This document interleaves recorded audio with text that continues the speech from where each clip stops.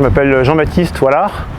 Je suis originaire du nord de la France, comme mon nom peut le traduire. Mais voilà, dans le nord de la France, on a aussi une mer basse, un ciel bas, un peu comme en Bretagne parfois. Alors c'était une question d'opportunité quand j'ai rejoint le groupe Cargill qui opérait une usine à Lannilis et qui fabriquait de l'alginate. Moi qui ai fait des études d'ingénieur dans les matériaux, et j'avoue que j'étais assez happé par les algues et tout son environnement économique, ses récoltants, sa pousse, sa biologie, son environnement scientifique. Et donc ça m'a donné envie de plonger davantage dans les algues et de m'investir à ce moment-là dans la chambre syndicale des algues et des végétaux marins. Je suis président de la chambre syndicale depuis 2019.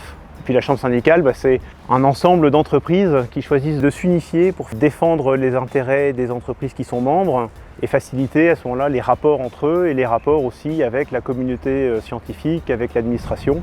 Donc la chambre syndicale, aujourd'hui c'est 24 membres, tous industriels, et on a ouvert là récemment un statut de membre technique associé. Donc le CEVA nous a rejoint, c'est le centre d'études et de valorisation des algues, et qui a pour nous l'intérêt d'avoir un appui scientifique, d'avoir une ouverture quelque part vers le grand public aussi, un centre de documentation et d'expertise.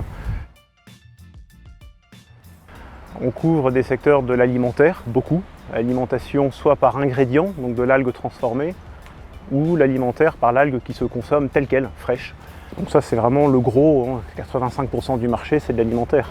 Mais on a aussi toutes les fonctionnalités de l'algue qui sont représentées. On a l'alimentation animale, on a tout le côté fertilisant, nutrition des plantes, que ce soit en liquide ou en solide pour la terre ou pour les feuilles. Et on a tout le marché de la santé. On a accès à un grand champ d'algues qui est le champ de Molène, et tout au large de la Bretagne, on a des algues de Saint-Malo jusqu'au sud du Morbihan. Et on doit mériter d'avoir accès à ces algues-là. Et il y a beaucoup à la fois de recherche et d'intérêt pour les entreprises à utiliser au maximum cette ressource naturelle qu'ils exploitent. Et quand on sait que dans l'algue, il y a des sucres pour la faire vivre, des sucres de réserve, il y a des minéraux, il y a des protéines, assez peu de lipides, mais parfois certaines en ont des acides gras intéressants.